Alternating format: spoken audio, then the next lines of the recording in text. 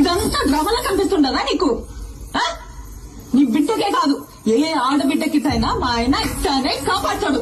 అది ఆయన నీతి. మానం లేకుండా ఏం జన్మయ్యా నీది? శివలే పెద్ద సినిమా చూసి మాట్లాడున్నా. నువ్వు గుమ్మలు ఉండవు.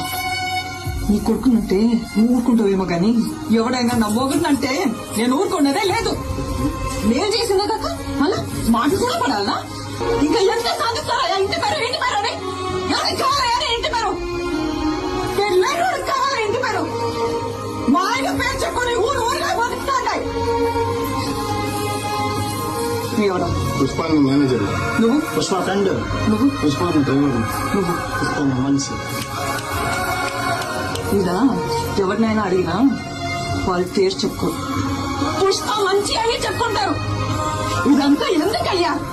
ఈయనెవరు? పుష్పాలన్నా